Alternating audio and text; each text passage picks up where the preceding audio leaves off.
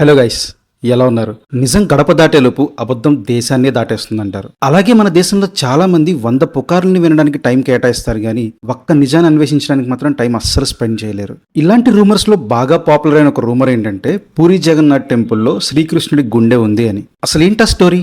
దాన్ని తెలుసుకునే ముందు ఇప్పుడే మన ఛానల్ని సబ్స్క్రైబ్ చేయండి, వీడియోలోకి వెళ్ళిపోండి. పూరి జగన్నాథ్ టెంపుల్లో బ్రహ్మ పదార్థం అని చెప్పి ఒకటి ఉంటుంది. మనకి ఎవ్రీ ఇయర్ ఆషాఢ మాసం వస్తుంది కదా, అలాగే కొన్ని ఇయర్స్ గడిచాక అధిక ఆషాఢ మాసం అని చెప్పి ఒకటి వస్తుంది. అది 12 ఇయర్స్కి రావచ్చు, 17 ఇయర్స్కి రావచ్చు, 20 ఇయర్స్కి రావచ్చు. బట్ సమ్ ఇయర్స్ గడిచాక ఖచ్చితంగా ఒక అధిక ఆషాఢ మాసం అనేది వస్తుంది. ఆ అధిక ఆషాఢ మాసం టైంలో నవకళేబర యాత్ర అని చెప్పి ఒక ఈవెంట్ ని పూరి జగన్నాథ్ టెంపుల్లో కండక్ట్ చేస్తారు. ఆ టైంలో వచ్చే అమావాస్య రోజు అర్ధరాత్రి సరిగ్గా 12ంటికి పూరి జగన్నాథ్ టెంపుల్లో ఉన్న 4 విగ్రహాలు, జగన్నాథుని విగ్రహం, బలభద్రుడి విగ్రహం, సుభద్ర విగ్రహం, అలాగే సుదర్శనుడి విగ్రహం, ఈ 4 విగ్రహాలని వాటి ప్లేస్ నుంచి తీసేసి మట్టిలో పూడ్చిపెట్టి అక్కడ కొత్త విగ్రహాన్ని ప్రతిష్ఠిస్తారు. ఇలా చేసేప్పుడు పాత విగ్రహంలో ఉండే బ్రహ్మ పదార్థాన్ని తీసి కొత్త విగ్రహాల్లోకి మారుస్తారు. ఆ బ్రహ్మ పదార్థాన్ని చాలా మంది శ్రీకృష్ణుడి గుండె అంటారు. అందులో నిజమెంతుందో ఇప్పుడు తెలుసుకుందాం. మామూలుగా పూరి జగన్నాథ్ టెంపుల్లో ఈ బ్రహ్మ పదార్థం ఇంతలా ఫేమస్ అవడానికి రీజన్ ఏంటో తెలియాలి అంటే ముందు అక్కడ జరిగే ప్రాసెస్ ఏంటో తెలుసుకోవాలి. ఈ ప్రాసెస్ జరిగేటప్పుడు మిడ్నైట్ 12కి పూరి జగన్నాథ్ టెంపులే కాకుండా పూరి ఊరు మొత్తానికి పవర్ ఆఫ్ చేసేస్తుంది గవర్నమెంట్. అప్పుడు గుళ్ళోకి 4 మాత్రమే వెళ్తారు. అందులో ఒక ఆయన చాలా ముసలైన ఉంటాడు, మిగతా వాళ్ళు నార్మల్ ఏజ్ గ్రూప్స్ వాళ్ళు ఉంటారు. ఆ పెద్ద ఆయన్ని పతిమహోపాత్ర అంటారు, ఆ మిగిలిన 3 దైతపతులు అంటారు. ఈ అందరికంటే పెద్ద ఆయనే బ్రహ్మ పదార్థాన్ని పాత విగ్రహాల్లోంచి కొత్త విగ్రహాల్లోకి మారుస్తారు. అయితే ఈ 4కి మోక చేతుల వరకు చాలా క్లాత్స్ ని చుట్టేస్తారు. ఎందుకంటే వీరు ఆ బ్రహ్మ పదార్థాన్ని పట్టుకున్నప్పుడు కనీసం అది ఎలా ఉంటుంది అనే టచ్ అండ్ ఫీల్ ని కూడా ఎక్స్పీరియన్స్ చేయడానికి వీలు లేకుండా అలా చేస్తారు. ఈ 4 కూడా కొన్ని స్పెసిఫిక్ ఫ్యామిలీస్ కి చెందిన వారే. ఆ ఫ్యామిలీస్ తప్ప ఇంకెవ్వరూ ఈ కార్యక్రమాన్ని చేయకూడదు. ఈ 4 ఫ్యామిలీస్ లో ఒక ఫ్యామిలీ నుంచి వచ్చే వాళ్ళలో ఎందుకు అంత ముసలతన్నే సెలెక్ట్ చేసుకుంటారంటే మళ్ళీ అధిక ఆషాఢ మాసం వచ్చేసరికి అతను ప్రాణాలతో ఉండకుండా ఉండాలని చెప్పేసి. ఎందుకంటే ఒక్కసారి బ్రహ్మ పదార్థాన్ని టచ్ చేసి ఒక విగ్రహం నుంచి ఇంకో విగ్రహంలోకి మార్చిన వ్యక్తి మళ్ళీ అధిక ఆషాఢ మాసం వచ్చేసరికి ఇదే కార్యక్రమాన్ని రెండోసారి చేయకూడదు. అందుకనే ఆ వంశంలో ఉండే చాలా పెద్ద అతన్ని మాత్రమే దానికోసం ఎంచుకుంటారు. ఇప్పటి వరకు ఒకే వ్యక్తి 2 సార్లు బ్రహ్మ పదార్థాన్ని మార్చినట్టు ఎక్కడ హిస్టరీలో కూడా లేదు. ఆ రోజు అక్కడ ఏం జరుగుతుందంటే ఆ 4కి కళ్ళకు గంతలు కట్టేసి ఆ పెద్ద ఆయనకి మాత్రం నడుంకు ఒక తాడు కట్టి ఆ గంటని బయట వరకు వచ్చేలా డిజైన్ చేస్తారు. ఇప్పుడు ఈ 4 లోపల ఉన్న విగ్రహాల దగ్గరికి వెళ్తారు. ఒక పక్క పాత విగ్రహాలు ఉంటాయి, ఇంకొక పక్క కొత్త విగ్రహాలు ఉంటాయి. ఈ పాత విగ్రహాల్లోని పూరి జగన్నాథ్ విగ్రహం కడుపు ప్లేస్ లో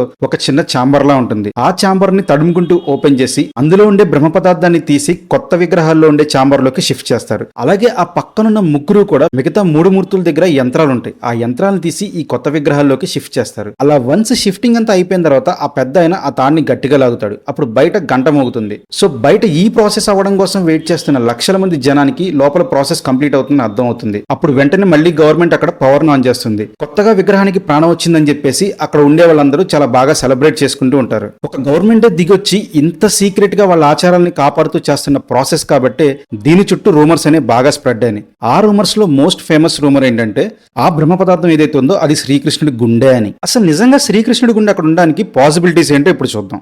ఏదైనా ఒక మాట బయటికి స్ప్రెడ్ అవ్వాలంటే దానికి సంబంధించిన ఏదో ఒక బేస్ అనేది ఉంటుంది. స్కాంద పురాణంలో ఉత్తరాఖండంలో పూరి జగన్నాథ్ టెంపుల్ గురించి ఇలా రాసుంది: విష్ణోః కళేబరే తస్మిన్ క్షేత్రే శ్రీ పురుషోత్తమే అంతర్వేది మహాపుణ్య విష్ణోః హృదయ సన్నిభ.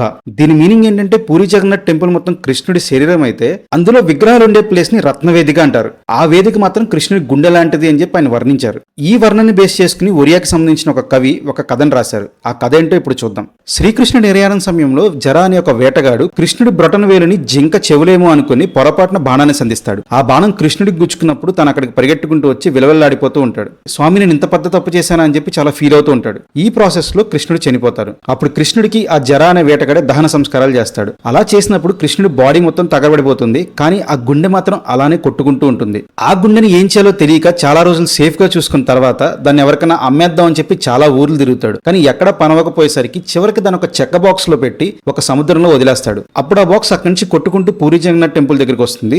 ఆ బాక్స్ ని ఒక రాజు తీసి అందులో ఉన్న శ్రీకృష్ణుడి గుండెని వుడ్ తో తయారు చేసిన విగ్రహాల్లో పెట్టారు అని అంటారు. అప్పటి నుండి ఇండియా మొత్తం ఈ స్టోరీ చాలా బాగా వైరల్ అవుతుంది. కానీ యాక్చువల్ గా అసలు ఫ్యాక్ట్ ఏంటో ఇప్పుడు చూద్దాం. మహాభారతం ప్రకారం కృష్ణుడి దహన సంస్కారాలు చేసింది అర్జునుడు, వేటగాడు కాదు. అలాగే ఇంకొక సాలిడ్ ఎవిడెన్స్ ఏంటంటే భాగవతంలో 11వ స్కందంలో 118వ శ్లోకం. అది శ్లోకం కాదు, యాక్చువల్లీ లైన్స్ అనుకోవచ్చు. ఆ లైన్స్ ని చూస్తే వేటగాడు శ్రీకృష్ణుని కొట్టిన తర్వాత పశ్చాత్తాపంతో బాధపడుతూ అక్కడికక్కడే చనిపోయి వైకుంఠానికి వెళ్ళిపోతాడు అవుతాడని చెప్పి రాసింది. పవిత్రాంతః కరుణుండై ప్రాయోపవేశంబునం ప్రాణంబులు వర్జించి వైకుంఠ పదప్రాప్తుండయినప్పుడు అని ఉంటుంది. అంటే అప్పటికి శ్రీకృష్ణుడు ఇంకా బ్రతికే ఉన్నాడు. ఆ తర్వాత అర్జునుడు వచ్చి శ్రీకృష్ణుడికి అంతిమ సంస్కారాలు చేస్తాడు. సో దీన్ని బట్టి మనం అర్థం చేసుకోవాల్సింది ఏంటంటే పూరి జగన్నాథ్ టెంపుల్లో శ్రీకృష్ణుడి గుండె ఉన్నదనేది అబద్ధం.